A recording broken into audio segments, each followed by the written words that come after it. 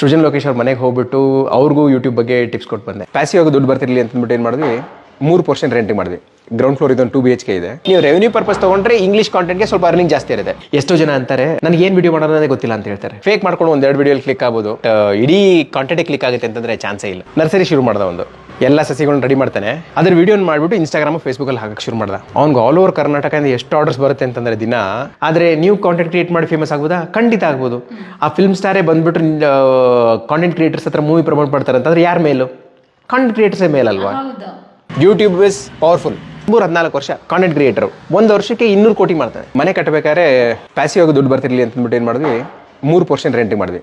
Ground floor ಇದೊಂದು 2 BHK ಇದೆ. So ಇಲ್ಲೊಂದು 15,000 ಬಾಡಿಗೆ ಬರುತ್ತೆ. ಫಸ್ಟ್ ಫ್ಲೋರ್ ಅಲ್ಲಿ ಎರಡು ಪೋರ್ಷನ್ಸ್ ಇದೆ. ಇದು ಒಂದು 2 BHK ಇದೆ, ಆ ಕಡೆ ಒಂದು 1 BHK ಇದೆ. ಎಲ್ಲ ಸೇರಿ ಒಂದು ಸುಮಾರು 40,000 ಅದು ರೆಂಟ್ ಬರ್ತಾ ಇರುತ್ತೆ. ಒಂದ್ ಸಂಬಳ ಆಯ್ತಲ್ಲ, 1 ಮಂತ್ ಅದೊಂದು ಸಂಬಳ ಆಯ್ತು. ಹಾಗೆ ಸ್ವಂತ ಮನೆ ಇರೋದ್ರಿಂದ ನಿಮ್ಗೆ ಹೆಚ್ಚು ಕಡಿಮೆ ಒಂದು 20-25,000 ಉಳ್ದಂಗೆ ಅದ್ರ ರೆಂಟ್ ದುಡ್ಡು ಉಳಿಯುತ್ತೆ. ಇವಾಗ ಅಲ್ಲಿ ಊರಲ್ಲಿ ಯಾರಿದ್ದಾರೆ? ಅಲ್ಲಿ ಊರಲ್ಲಿ ಈಗ ಇರೋದು ಅಪ್ಪ ಅಮ್ಮ ಮತ್ತೆ ತಮ್ಮ ಇದ್ದಾನೆ. ಊರಲ್ಲಿ ಬಂದ್ಬಿಟ್ಟು ತಮ್ಮ ಇದ್ದಾನೆ. ತಮ್ಮನಿಗೂ ಯೂಟ್ಯೂಬ್ ಬಗ್ಗೆ ಹೇಳ್ಕೊಟ್ಟೆ. ಅವನು ಅಗ್ರಿಕಲ್ಚರ್ ಮಾಡೋದು. ಅವನು ಎಷ್ಟು ಸ್ಮಾರ್ಟ್ ಆಗಿ ಸೋಷಿಯಲ್ ಮೀಡಿಯಾ ಯೂಸ್ ಮಾಡ್ತಿದ್ದಾನೆ ಅಂತಂದ್ರೆ, ನರ್ಸರಿ ಶುರು ಮಾಡ್ದ ಒಂದು ಎಲ್ಲ ಸಸಿಗಳನ್ನ ರೆಡಿ ಮಾಡ್ತಾನೆ, ಅದ್ರ ವಿಡಿಯೋ ಮಾಡ್ಬಿಟ್ಟು ಇನ್ಸ್ಟಾಗ್ರಾಮ್ ಫೇಸ್ಬುಕ್ಕಲ್ಲಿ ಹಾಕಕ್ಕೆ ಶುರು ಮಾಡ್ದ. ಅವ್ನಿಗೆ ಆಲ್ ಓವರ್ ಕರ್ನಾಟಕದಿಂದ ಎಷ್ಟು ಆರ್ಡರ್ಸ್ ಬರುತ್ತೆ ಅಂತಂದ್ರೆ ದಿನ ₹1 ಅಡ್ವರ್ಟೈಸ್ಮೆಂಟ್ ಮೇಲೆ ಖರ್ಚು ಮಾಡ್ದೇನೆ ಅಲ್ಲಿಂದಾನೆ ಲಕ್ಷಗಟ್ಟಲೆ ಅವನು ದುಡ್ಡು ಮಾಡ್ತಾನೆ. ನರ್ಸರಿ ಕೂಡ ಡೆವಲಪ್ ಆದಂಗ ಆಯ್ತು. ನರ್ಸರಿ ಡೆವಲಪ್ ಆಯ್ತು, income, regular income, social media reach, name, fame, identity, ಏನು ದುಡ್ಡು ಖರ್ಚು ಮಾಡಿದೆ ಏನು ಮಾಡ್ತಾನೆ, ಸೀದಾ ಹೋಗ್ತಾನೆ. ಇದಿಷ್ಟು ಸಸಿಗಳನ್ನ ಹಾಕಿದ್ದೀನಿ, ಇದನ್ನ ಹಿಂಗೆ ಬೆಳೆಸ್ತಿದ್ದೀನಿ, ಇದಕ್ಕೆ ಈ ಥರ ನ್ಯೂಟ್ರಿಷನ್ ಕೊಡ್ತೀವಿ, ಇದ್ರ ರೂಟ್ಸ್ ನೋಡಿ ಹೇಗಿದೆ ಮಾಡ್ತಾನೆ, ಹಾಕ್ತಾನೆ. ಎಲ್ಲೋ ಒಂದು ಕಡೆಯಿಂದ ರೈತರು ನೋಡ್ತಾರೆ, ಸೀದಾ ಅವ್ನು ಫೋನ್ ಮಾಡ್ತಾರೆ, ನಮಗೊಂದು 1000 ಸಸಿ ಬೇಕು, 2,000 ಸಸಿ ಬೇಕು, ತಗೊಂಡು ಹೋಗ್ತಾರೆ. ದುಡ್ಡು ಆಯ್ತು, ಅವರಿಂದನೇ ಟೆಸ್ಟಿಮನಿ ಕಲೆಕ್ಟ್ ಮಾಡ್ತಾನೆ, ಹೇಗಿತ್ತು ಹೇಳಿ ಅಂತಂದ್ಬಿಟ್ಟು ಅವ್ರು ವಿಡಿಯೋ ಮಾಡಿ ಇವನು ಕಳಿಸ್ತಾರೆ, ಮತ್ತೆ ಅದನ್ನ ಸೋಷಿಯಲ್ ಮೀಡಿಯಲ್ಲಿ ಹಾಕ್ತಾನೆ. ಅದನ್ನ ಮತ್ತೆ ಜನ ನೋಡ್ತಾರೆ, ಮತ್ತೆ ಪರ್ಚೇಸ್ ಮಾಡ್ತಾರೆ. ಯಾರೇ ಒಂದು ಟ್ರೆಡಿಷನಲ್ ಬಿಸ್ನೆಸ್ ಆಗಿರ್ಬೋದು ಅಥವಾ ಆನ್ಲೈನ್ ಬಿಸ್ನೆಸ್ ಆಗಿರ್ಬೋದು ಬಿಲ್ಡ್ ಮಾಡಬೇಕು ಅಂತಂದ್ರೆ ಸೋಷಿಯಲ್ ಮೀಡಿಯಲ್ಲಿ ಭಯಂಕರ ಪವರ್ಫುಲ್ ಇದೆ. ನಿಮ್ಮ ಕಾಂಟೆಂಟ್ ಅಷ್ಟು ಜನಕ್ಕೆ ರೀಚ್ ಆಗುತ್ತೆ. ಒಂದೇನು ಅಂತಂದ್ರೆ ನೀವು ಕ್ವಾಲಿಟಿ ಕಾಂಟೆಂಟ್ ಇರಬೇಕು, ಮತ್ತೆ ನೀವು ಮಾತಾಡೋ ರೀತಿ ನೀವು ಇರಬೇಕು. ಆ್ಯಕ್ಚುಲಿ ಸುಮಾರು ಜನ ಏನು ಮಾಡ್ತಾರೆ ಅಂತಂದ್ರೆ ಸೋಷಿಯಲ್ ಮೀಡಿಯಲ್ಲಿ ಫೇಕ್ ಮಾಡಕ್ಕೆ ಹೋಗ್ತಾರೆ, ಇಲ್ದೇ ಇರೋದನ್ನ ಹೇಳಕ್ಕೆ ಹೋಗ್ತಾರೆ. ಅದು ತಪ್ಪಾಗುತ್ತೆ. ನೀವು ಕೊಡ್ತಿರೋ ಪ್ರಾಡಕ್ಟು, ನೀವು ಮಾಡ್ತಿರೋ ಕೆಲಸ ಸರಿಯಾಗಿದ್ರೆ ಖಂಡಿತ ಬೆಳಿಬೋದು. ರಿಯಲಿಸ್ಟಿಕ್ ಆಗಿರ್ಬೇಕು.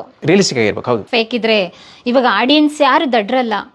ನಮ್ಮನ್ನೇ ಏನಾದ್ರು ನಾವೇ ಅಪ್ಪಿ ತಪ್ಪಿ ಮಿಸ್ ಆಗಿ ತಪ್ಪು ಮಾಡಿದ್ರು ಅವರು ನಮ್ಗೆ ತಿದ್ದುತ್ತಾರೆ. ಈಗ ನೋಡಿ, ನಾವು ಮಾತಾಡ್ತಿರ್ಬೇಕಾದ್ರೆ ಫೇಕ್ ಇದ್ರೆ ಅದು ಮುಖದಲ್ಲಿ ಗೊತ್ತಾಗ್ಬಿಡುತ್ತೆ, ಎಕ್ಸ್ಪ್ರೆಷನ್ ಅಲ್ಲಿ ಗೊತ್ತಾಗುತ್ತೆ. ಸೊ ಆಗಿರ್ಬೇಕಾದ್ರೆ ಫೇಕ್ ಮಾಡ್ಕೊಂಡು ಒಂದೆರಡು ವಿಡಿಯೋಲಿ ಕ್ಲಿಕ್ ಆಗ್ಬೋದು, ಇಡೀ ಕಾಂಟೆಂಟ್ ಕ್ಲಿಕ್ ಆಗುತ್ತೆ ಅಂತಂದ್ರೆ ಚಾನ್ಸೇ ಇಲ್ಲ, ಸಾಧ್ಯನೇ ಇಲ್ಲ. ಇಂದಲ್ಲ ನಾಳೆ ಅದು ಗೊತ್ತೇ ಆಗುತ್ತೆ, ಹೊರಗೆ ಹೋಗ್ತಾರೆ. ಅದರಲ್ಲೂ ಕೂಡ ನೀವು ಲೈವ್ ಆಗಿ ತೋರಿಸಿದ್ರಲ್ಲ, ಒಂದ್ ರೀತಿಯಾಗಿ ಸೋಷಿಯಲ್ ಮೀಡಿಯಾ ಬಗ್ಗೆ ಜನಗಳಿಗೂ ಒಂದ್ ರೀತಿಯಾಗಿ ನಿಮ್ಮ ಮಾಸ್ಟರ್ ಕ್ಲಾಸ್ ಅಲ್ಲಿ ಹೆಂಗ್ ಮಾಡ್ತಾ ಇದ್ರಿ, ಲೈವ್ ಅಲ್ಲಿ ಇನ್ಕಮ್ ಎಷ್ಟು ಬರುತ್ತೆ, ಅರ್ನಿಂಗ್ಸ್ ಎಷ್ಟು ಬರುತ್ತೆ ಅಂತ ಯೂಸ್ಫುಲ್ ಆಯ್ತು. ಫಸ್ಟ್ ಟೈಮ್ ಅನ್ಸುತ್ತೆ ಒಬ್ಬ ಕಾಂಟೆಂಟ್ ಕ್ರಿಯೇಟರು ಅವರ ಯೂಟ್ಯೂಬ್ ರೆವಿನ್ಯೂನ ಲೈವ್ ಆಗಿ ತೋರಿಸಿದ್ದು.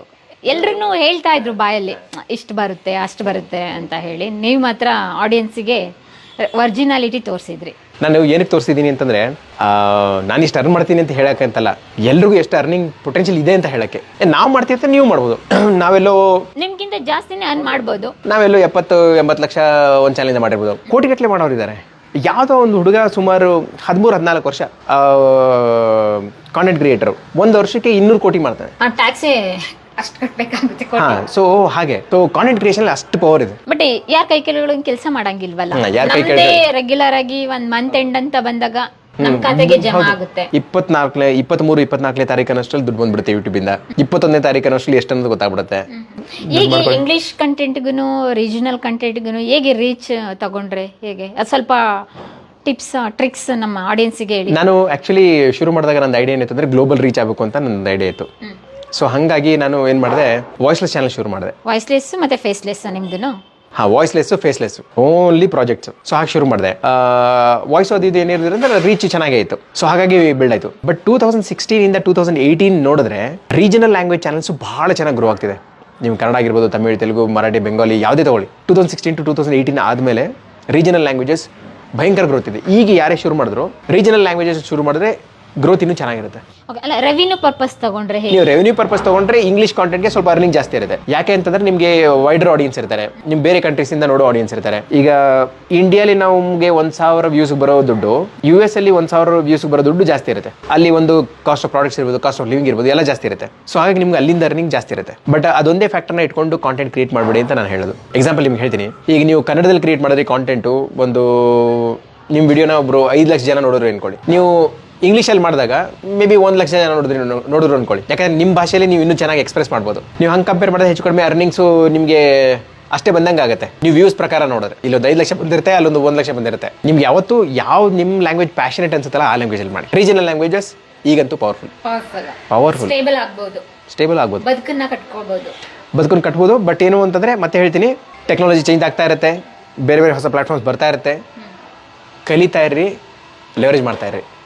ಒಂದು ಟೈಮಲ್ಲಿ ಯೂಟ್ಯೂಬ್ ಪವರ್ಫುಲ್ ಇತ್ತು, ಈಗಲೂ ಯೂಟ್ಯೂಬ್ ಪವರ್ಫುಲ್ ಇದೆ. ಫೇಸ್ಬುಕ್ನ ಸುಮಾರು ಜನ ಇಗ್ನೋರ್ ಮಾಡ್ತಿದ್ರು. ಈಗ ಫೇಸ್ಬುಕ್ಕಲ್ಲೂ ನೀವು ದುಡ್ಡು ಮಾಡ್ಬೋದು. ಇನ್ನೂ ಸುಮಾರು ಜನ ಯೂಟ್ಯೂಬ್ ಕಾಂಟೆಂಟ್ ಕ್ರಿಯೇಟರ್ಸ್ ಫೇಸ್ಬುಕ್ಕಲ್ಲಿ ಇಲ್ಲವೇ ಇಲ್ಲ ಅಲ್ವಾ, ಅಲ್ಲಿ ಶುರು ಮಾಡಿ. ಇನ್ಸ್ಟಾಗ್ರಾಮಲ್ಲಿ ಸುಮಾರು ಜನ ಕಾಂಟೆಂಟ್ ಕ್ರಿಯೇಟ್ ಮಾಡ್ತಿಲ್ಲ, ಏನಕ್ಕೆ ಅಂತಂದರೆ ದುಡ್ಡು ಬರಲ್ಲ ಅಂತಂದ್ಬಿಟ್ಟು. ಬಟ್ ಅಲ್ಲೂ ಸುಮಾರು ರೀತಿ ಇದೆ. ಸ್ಪಾನ್ಸರ್ಶಿಪ್ ಆಗಿರ್ಬೋದು, ಕೊಲಾಬ್ರೇಷನ್ ಆಗಿರ್ಬೋದು, ಬ್ರ್ಯಾಂಡ್ ಪ್ರಮೋಷನ್ಸ್ ಆಗಿರ್ಬೋದು, ಹೀಗೆಲ್ಲ ದುಡ್ಡು ಮಾಡ್ಬೋದು. ಒಂದು ಪ್ಲಾಟ್ಫಾರ್ಮಲ್ಲಿ ದುಡ್ಡು ವೀಡಿಯೋ ಮಾಡ್ತಿದ್ದೀರಿ ಅಂತಂದರೆ ಎಲ್ಲ ಪ್ಲಾಟ್ಫಾರ್ಮ್ನು ಎಕ್ಸ್ಪ್ಲೋರ್ ಮಾಡಿ. ಯೂಟ್ಯೂಬ್ ಇಸ್ ಪವರ್ಫುಲ್, ಬಟ್ ಆ ಪವರ್ ಜೊತೆ ಬೇರೆ ಪವರ್ನು ಸೇರಿಸಿ ಕನೆಕ್ಟ್ ಮಾಡ್ಕೊಬೇಕು. ನಾವು ಸ್ವಿಚ್ ಅನ್ನು ಆಗ್ತಾ ಇರಬೇಕು, ಅವಾಗ ಎಲ್ಲದಕ್ಕೂ ಹೊಸದು ಏನೇನು ಬಂದುತ್ತೆ ಅಪ್ಡೇಟ್ ಆಗ್ತಾ ಇರಬೇಕು. ಗಳಿಕೆ ಜೊತೆ ಕಲಿಕೆ ಇದ್ರೇ ಕಲಿಕೆ ದುಪ್ಪಟ್ಟಾಗುತ್ತೆ. ಕಲಿಕೆ ಹೆಚ್ಚಾದಷ್ಟು ಗಳಿಕೆ ಹೆಚ್ಚಾಗುತ್ತೆ. ನಿಮಗೆ ಕನ್ನಡ ಚಾನಲ್ ಎಕ್ಸಾಂಪಲ್ ಕೊಡಬೇಕು ಅಂತಂದರೆ, ಒಂದು ಕನ್ನಡತಿ ಅಡಿಗೆ ಅವ್ರ ಚಾನಲ್ ತುಂಬ ಚೆನ್ನಾಗಿ ಸ್ಕೇಲ್ ಅಪ್ ಆಗಿದೆ. ಸುಮಾರು 1.5 ಲಕ್ಷ ಸಬ್ಸ್ಕ್ರೈಬರ್ಸ್ ಏನು ಇರಬೇಕು. ತಿಂಗಳಿಗೆ ಹೆಚ್ಚು ಕಡಿಮೆ 30,000ರಿಂದ 1 ಲಕ್ಷ ಅದು ಮಾಡ್ತಿರ್ಬೋದು. ಅವರು ಫೇಸ್ಬುಕ್ಕಲ್ಲೂ ಹಾಕ್ತಾರೆ, ಯೂಟ್ಯೂಬಲ್ಲೂ ಹಾಕ್ತಾರೆ. ಹಾಗೆ 2021-22 ಸೃಜನ್ ಲೋಕೇಶ್ ಅವ್ರ ಟೀಮ್ ಕಾಂಟ್ಯಾಕ್ಟ್ ಮಾಡಿದ್ರು. ಸೃಜನ್ ಲೋಕೇಶ್ ಅವ್ರ ಮನೆಗೆ ಹೋಗ್ಬಿಟ್ಟು ಅವ್ರಿಗೂ ಯೂಟ್ಯೂಬ್ ಬಗ್ಗೆ ಟಿಪ್ಸ್ ಕೊಟ್ಟು ಬಂದೆ. ಅವರು ಬಿಲ್ಡ್ ಮಾಡಿದ್ದಾರೆ. ಈಗ ಸುಮಾರು ಅವ್ರಿಗೊಂದು 3 ಲಕ್ಷ ಸಬ್ಸ್ಕ್ರೈಬರ್ಸ್ ಇದ್ದಾರೆ. ಸೊ ಹಾಗೆ ಸೆಲೆಬ್ರಿಟೀಸೇ ನಿಮ್ಮನ್ನು ಕಾಂಟ್ಯಾಕ್ಟ್ ಮಾಡಿದ್ದಾರೆ. ಹಾಂ, ಸೊ ಇದರ ಅರ್ಥ ಏನು ಅಂತಂದರೆ, ಸೆಲೆಬ್ರಿಟೀಸೇ ಕಾಂಟೆಂಟ್ ಕ್ರಿಯೇಟ್ ಮಾಡ್ತಿರ್ಬೇಕಾದ್ರೆ ಯಾಕೆ ಎಲ್ಲರೂ ಮಾಡಬಾರ್ದು? ಎಲ್ಲರಿಗೂ ಅದೇ ಆಪರ್ಚುನಿಟೀಸ್ ಇರೋದು, ಎಲ್ಲರಿಗೂ ಬೇಕಾಗಿರೋದು ಒಂದು ಸೆಲ್ ಫೋನ್ ಅಷ್ಟೇ. ಸೆಲೆಬ್ರಿಟೀಸ್ಗಳಿಗೆ ಒಂದು ಸೋರ್ಸ್ ಆಫ್ ಇನ್ಕಮ್ ಇರುತ್ತೆ, ಅದ್ರ ಜೊತೆಗೂ ಇದು ಬೇಕು ಅಂತ ಚೂಸ್ ಮಾಡಿದಾಗ. ಈಗ ನೋಡಿ, ಎಷ್ಟೋ ಜನ ಕನ್ನಡ ಸೆಲೆಬ್ರಿಟೀಸ್ ಕೂಡ ಕಾಂಟೆಂಟ್ ಮಾಡ್ತಾ ಇದ್ದಾರೆ. ಪ್ರತಿಯೊಬ್ರು, ಇವಾಗ ಒಬ್ರು ಹೀರೋಯಿನ್, ಒಬ್ರು ಮಾಡೆಲ್, ಒಬ್ರು ಹೀರೋ, ಡೈರೆಕ್ಟರ್, ಪ್ರೊಡ್ಯೂಸರ್ ಅಥವಾ ಸೆಲೆಬ್ರಿಟಿ ಕಿಡ್ಸ್ ಆಗಿದ್ರೆ.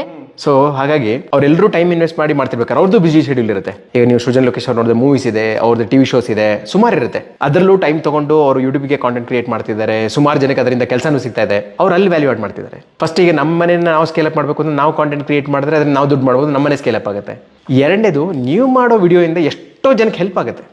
ಈಗ ಸಿಂಪಲ್ ಎಕ್ಸಾಂಪಲ್, ನಾ ಈ ಮನೆ ಕಟ್ಟೋ ವಿಡಿಯೋನ ಹಾಕಿದ್ದೀನಿ. ಇದರಿಂದ ಎಷ್ಟು ಲಕ್ಷ ಜನಕ್ಕೆ ಮನೆಗೆ ಸರಿಯಾಗಿ ಕಟ್ಟೋದು ಹೇಗೆ ಅಂತ ಗೊತ್ತಾಗಿರುತ್ತೆ ಅಲ್ವಾ. ಅವರೆಷ್ಟು ದುಡ್ಡು ಉಳಿಸಿರ್ತಾರೆ, ಅವರೆಷ್ಟು ಇದರಿಂದ ಐಡಿಯಾ ತೊಗೊಂಡಿರ್ತಾರೆ. ಅದು ನಿಮ್ಮಿಂದ ಸಿಗೋ ಬೆನಿಫಿಟ್ ಅವರಿಗೆ ಎಷ್ಟು ಜನ ಥ್ಯಾಂಕ್ಸ್ ಹೇಳಿರ್ತಾರೆ ಅದಕ್ಕೆ. ಸೊ ಒಂದು, ನೀವು ಅರ್ನಿಂಗ್ ನೋಡಿ. ಎರಡನೇದು, ಎಷ್ಟು ಜನಗಳಿಗೆ ನಿಮ್ಮಿಂದ ಇಂಪ್ಯಾಕ್ಟ್ ಕ್ರಿಯೇಟ್ ಆಗುತ್ತೆ ಅನ್ನೋದು ಕೂಡ ನೋಡಿ. ವಿಡಿಯೋಸ್ ಮಾಡಿ, ಎಲ್ಲರೂ ಮಾಡ್ತಿದ್ದಾರೆ. ದೊಡ್ಡ ದೊಡ್ಡ ಲೀಡರ್ಸ್ ಮಾಡ್ತಿದ್ದಾರೆ, ಇಲಾನ್ ಮಸ್ಕ್ ಮಾಡ್ತಿದ್ದಾರೆ ಅಲ್ಲಿ ಕೂತ್ಕೊಂಡು, ನಮ್ಮ ಮೋದಿಯವ್ರು ಮಾಡ್ತಾರೆ, ನಾವೆಲ್ಲ ಮಾಡ್ತಿದ್ದೀವಿ.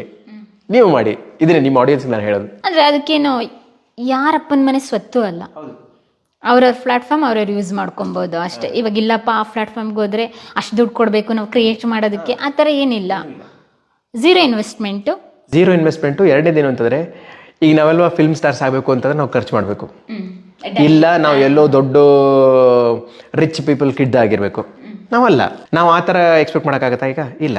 ಇವಾಗ ಜನ ಸುಲಭವಾಗಿ ಗುರುತಿಸ್ಬೇಕು ಅಂತ ಹೇಳಿದ್ರೆ, ಇವಾಗ ಸೆಲೆಬ್ರಿಟಿ ಅಥವಾ ಪೊಲಿಟಿಷಿಯನ್ ಮಕ್ಕಳಾಗಿದ್ರೆ ಇಂಥವ್ರ ಮಗನಪ್ಪ ಅಂತ ಹೇಳ್ತಾರೆ. ನೇಮ್ ಫೇಮ್ ಬಾರ್ನಿಂದಲೇ ಬಂದ್ಬಿಡುತ್ತೆ, ಹುಡ್ತಾಗ್ಲಿಂದಲೇ ಹೆಸರೆಲ್ಲ ಬಂದ್ಬಿಡುತ್ತೆ. ನಮ್ದು ಆ ಥರ ಆಗಲ್ಲ. ಆದರೆ ನೀವು ಕಾಂಟೆಂಟ್ ಕ್ರಿಯೇಟ್ ಮಾಡಿ ಫೇಮಸ್ ಆಗ್ಬೋದಾ? ಖಂಡಿತ ಆಗ್ಬೋದು. ಆ ಫಿಲ್ಮ್ ಸ್ಟಾರೇ ಬಂದ್ಬಿಟ್ಟು ಕಾಂಟೆಂಟ್ ಕ್ರಿಯೇಟರ್ಸ್ ಹತ್ರ ಮೂವಿ ಪ್ರಮೋಟ್ ಮಾಡ್ತಾರೆ ಅಂತಂದ್ರೆ ಯಾರ ಮೇಲು? ಕಾಂಟೆಂಟ್ ಕ್ರಿಯೇಟರ್ಸೇ ಮೇಲಲ್ವಾ? ಹಾಂ, ಯಾರಿಗೋ ಒಂದು ಇವಾಗ ಸೆಲೆಬ್ರಿಟೀಸ್ಗಳದೇ ಪ್ರಮೋಷನ್ ಎಲ್ಲ ಮಾಡಿ ಅವ್ರದೇ ಅಷ್ಟು ವ್ಯೂಸ್ ಹೋಗಿರಲ್ಲ. ಇವಾಗ ಕಾಂಟೆಂಟ್ ಕ್ರಿಯೇಟರ್ ಜಾಸ್ತಿ ಆಗುತ್ತೆ, ಮಿಲಿಯನ್ಸ್ ಗಟ್ಟಲೆ ವ್ಯೂಸ್ ಹೋಗಿರುತ್ತೆ. ಅಲ್ಲಿಗೆ ಹೇಳೋದ ಅರ್ಥ ಏನು ಅಂತಂದ್ರೆ, ನಿಮ್ಮ ಲೈಫಲ್ಲಿ ನೀವೇ ಹೀರೋಯಿನ್. ಓಕೆ, ನಿಮ್ಮ ವಿಡಿಯೋ, ನಿಮ್ಮ ಲೈಫು, ನಿಮ್ಮ ಲರ್ನಿಂಗ್ಸು ಶೇರ್ ಮಾಡಿ. ಎಷ್ಟೋ ಜನ ಅಂತಾರೆ, ನನಗೇನು ವಿಡಿಯೋ ಮಾಡೋದೇ ಗೊತ್ತಿಲ್ಲ ಅಂತ ಹೇಳ್ತಾರೆ. ಓಕೆ, ನನಗೆ ಅವ್ರಿಗೆ ಒಂದೇ ಒಂದು ಮಾತು ಹೇಳಿ, ನಿಮ್ಮ ಹತ್ರ ಬಂದವರು ಅಂದರೆ ಅವ್ರಿಗೆ ಯೂಟ್ಯೂಬ್ ಮಾಡ್ಬೇಕಂತ ಆಸೆ ಅದೇ, ಬಟ್ ಏನಂತ ಗೊತ್ತಿಲ್ಲ ಅಂತ ಹೇಳ್ತಾರೆ. ನಾನು ಒಂದೇ ಒಂದು ಮಾತು ಹೇಳ್ತೀನಿ, 6 ತಿಂಗಳು ಯಾವುದೋ ಒಂದು ಸಬ್ಜೆಕ್ಟ್ ಬಗ್ಗೆ ಕಲೀರಿ. ನೀವು ಡಿಜಿಟಲ್ ಮಾರ್ಕೆಟಿಂಗ್ ಬಗ್ಗೆ ಕಲ್ತ್ರಿ, ಅಥವಾ ಸ್ಟಾಕ್ ಮಾರ್ಕೆಟ್ ಬಗ್ಗೆ ಕಲ್ತ್ರಿ, ಅಥವಾ ಮ್ಯೂಚುವಲ್ ಫಂಡ್ಸ್ ಬಗ್ಗೆ ಕಲ್ತ್ರಿ, ಅಥವಾ ಕಾರ್ ರಿವ್ಯೂಸ್ ಬಗ್ಗೆ ಕಲ್ತ್ರಿ. ಓಕೆ, ಅಥವಾ ಯಾವುದೋ ಒಂದು ಟಾಪಿಕ್ಕು ನೀವು ಚೆನ್ನಾಗಿ ಕಲೀರಿ.